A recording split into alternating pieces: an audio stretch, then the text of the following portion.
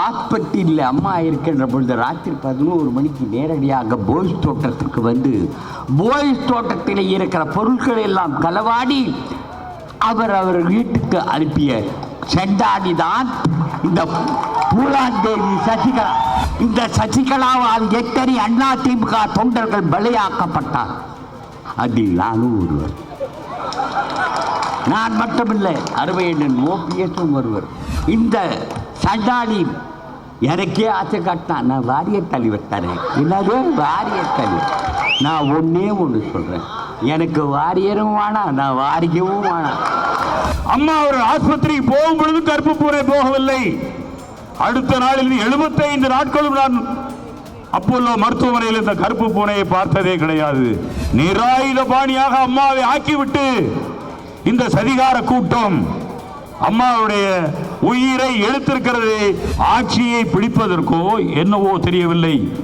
5000 குண்டர்கள் சென்னையில் இறக்கப்பட்டார்கள். ஆஸ்பத்திரியை சுற்றி அடியாட்கள் எனக்கு தெரியும்.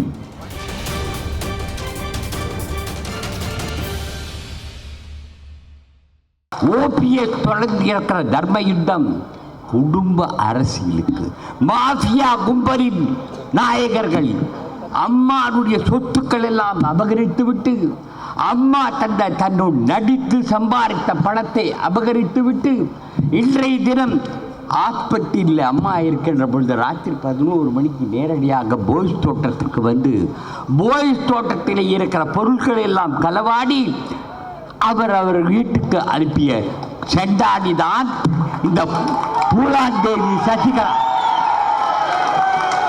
நான் நண்பர்களை உங்களுக்கு மிக தெளிவாக தெரிவித்துக் கொள்கிறேன். இதோடு மட்டுமல்ல, இந்த பாவிகள் புரட்சி தலைவி அம்மா இடத்தில் ஒரு சட்டைக்கு மறு சட்டை இல்லாத நட்ராஜனும், ஒரு வாடகை வீட்டில் இருந்த நட்ராஜனும் தினகரனும் இன்றைய தினம் நீங்கள் ஓடுமென்னா போய் பார்க்க வேண்டும் அவங்க வீட்டை. அவ்வளோ பெரிய மாடமாதி வீடு தான். சாதாரண வேட்டி கட்டிக்கிட்டு இருந்த அவன் பேர் என்ன, சுதாகர்னா திவாகர். அந்த சுதாகர் என்ற கொரில்லாவுக்கு கல்யாணம் பண்ண போய் தான் அம்மாவுக்கே இந்த வழக்கு. இந்த சசிகலாவால் எத்தனை அதிமுக தொண்டர்கள் பலியாக்கப்பட்டார். அதில் நானும் ஒருவர். நான் மட்டுமில்லை, அருமையண்ணன் ஓபிஎஸும் ஒருவர், அருமையண்ணன் பிஎச் பாண்டியனும் ஒருவர். இதெல்லாம் நான் ஏன் சொல்கிறேன், பாதிக்கப்பட்டோர் பட்டியலில் நாங்கள் இருக்கிறோம். ஆனால் இந்த சண்டாளி எனக்கே ஆசை காட்டினான், நான் வாரிய தலைவர் தரேன். என்னது வாரிய தலைவர்? நான் ஒன்றே சொல்கிறேன், எனக்கு வாரியரும் வேணாம், நான் வாரியவும் வேணாம். எனக்கு என் தாய் கொடுத்த ஒரே ஒரு பதவி அவை தலைவர். அதை எவன் எடுத்தாலும் நான் அவன் ஆண்டவராயிருந்தாலும் விட்டு கொடுக்க மாட்டேன் என்று அண்ணே சொன்னேன்.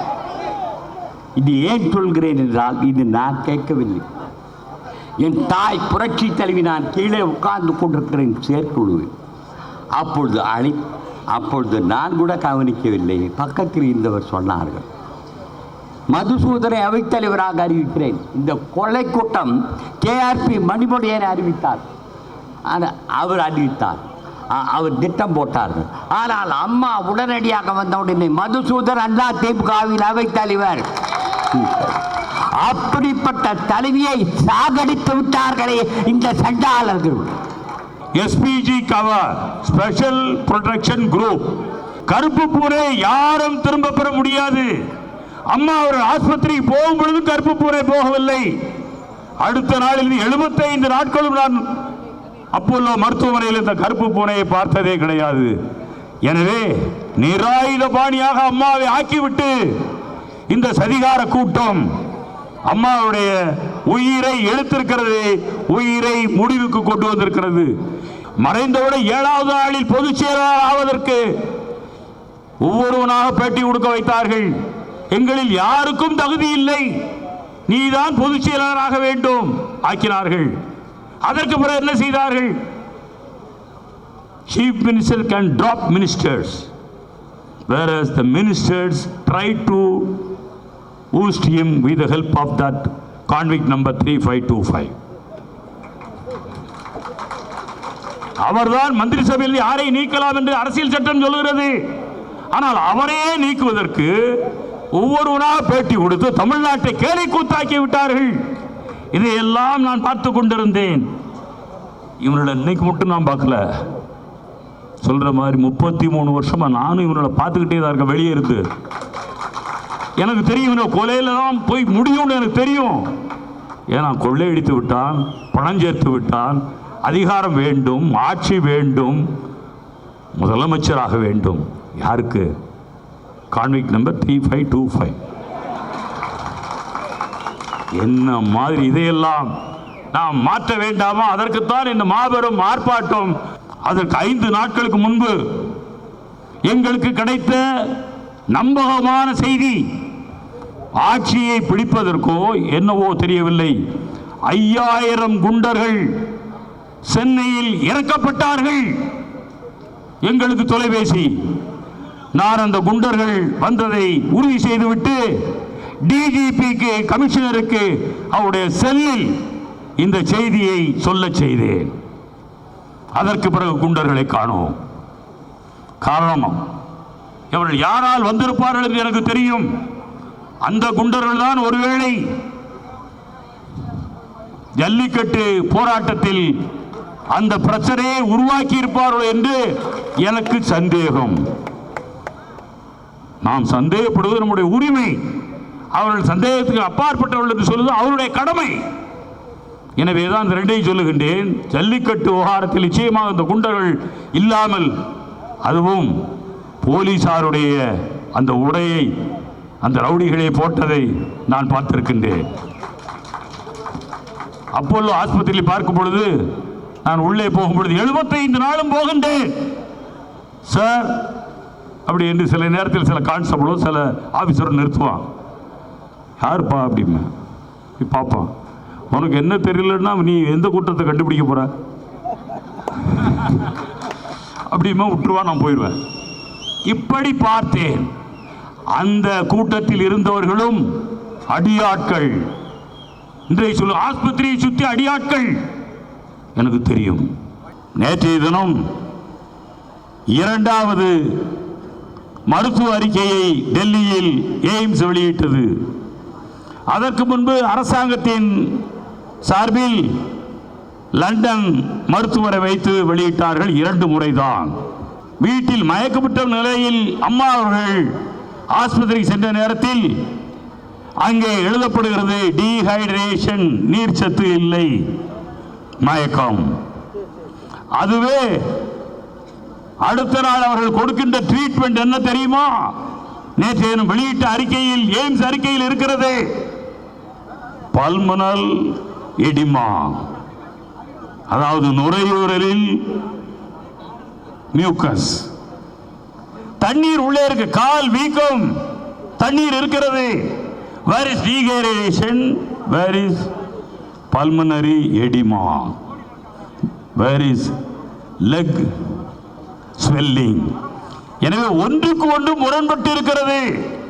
கருணை கொலையை அனுமதிப்பதற்கு பெரிய பெரிய குழுக்களை போட வேண்டும், மருத்துவ குழுக்களை போட வேண்டும் என்று இந்திய உச்சநீதிமன்றம் சொல்லும் பொழுது, இங்கே உயிரோடு இருக்கின்ற நம்முடைய அம்மாவை உயிரை எடுப்பதற்கு எந்த குழுவையும் போடாமல், எந்த கான்ஃபரன்ஸும் நடத்தாமல் அவர்களே எடுத்துக் கொள்ளுகின்றார்கள்.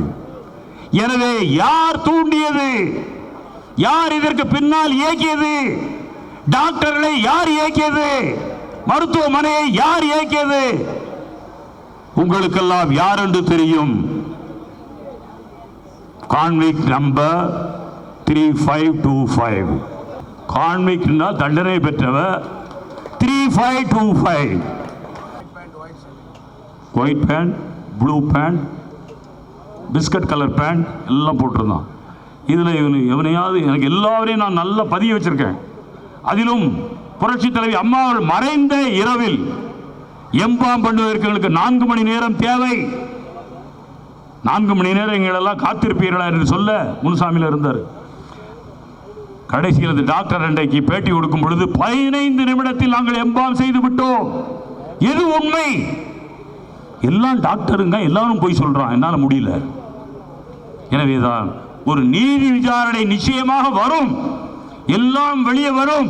குற்றவாளிகள் நிச்சயமாக பிடிக்கப்படுவார்கள், குற்றவாளிகள் நிச்சயமாக தண்டிக்கப்படுவார்கள். இன்றைக்கு அம்மாவுடைய மரணத்தில் மர்மம் இருக்கிறது என்று எல்லோரும் விசாரணை கமிஷன் கேட்கின்றோம். எனவே இதற்கு மத்திய அரசும் செவிசாய்க்க வேண்டும், எடப்பாடி பழனிசாமி செய்ய வேண்டும். இல்லாவிட்டால் அம்மாவின் ஆன்மா இன்னும் ஒரு வாரத்தில் அவரை நிச்சயமாக பதவியிலிருந்து இறக்கிவிடும் என்பதை நான் இங்கே தெரிவித்துக் கொள்கிறேன். சட்ட விஞ்ஞானி forensic scientist என்ன சொல்லி இருக்கின்றார் தெரியுமா? Every criminal will leave a trace. அதாவது ஒரு அடையாளத்தை ஒவ்வொரு குற்றவாளி விட்டு செல்வான். இப்பொழுது போயஸ் கார்டனை நாம் அம்மா வசித்த அந்த இடத்திற்கு சென்று பார்ப்போமே, ஆனால் நானே கண்டுபிடித்து விடுவேன் குற்றவாளியின் அடையாளத்தை. அந்த இடத்தில் பல இடங்களில் கை ரேகை இருக்கும், பல இடங்களில் கால் ரேகைகள் இருக்கும், சில இடங்களில் முடி இருக்கும், சில இடங்களில் துணி இருக்கும், சில இடங்களில் நகத்தினால் பரண்டிய ரத்தங்கள் அங்கே சுவரில் இருக்கும். Scene of crime, place of occurrence. அதை பார்த்தாலே அந்த வீட்டில் இருப்பவர்கள் யார் யார், அந்த வீட்டில் அம்மாவோடு பழகியவர்கள் யார் யார், அம்மாவர்களால் நடவடிக்கை எடுக்கப்பட்டவர்கள் யார் யார், அவர்களைத்தான் நம்முடைய தமிழக சிஐடி போலீசார், ஏன் மத்திய அரசாங்க போலீசார் சிபிஐ விசாரித்திருந்தால், அவர்களை கேள்வி கேட்டிருந்தால், செப்டம்பர் 22ஆம் தேதிக்கு ஒரு வாரத்திற்கு முன்பிருந்து ஒவ்வொருவராக அழைத்து கேட்டிருந்தார், நிச்சயமாக இதற்குள் 10 குற்றவாளிகள் சிக்கியிருப்பார்கள்.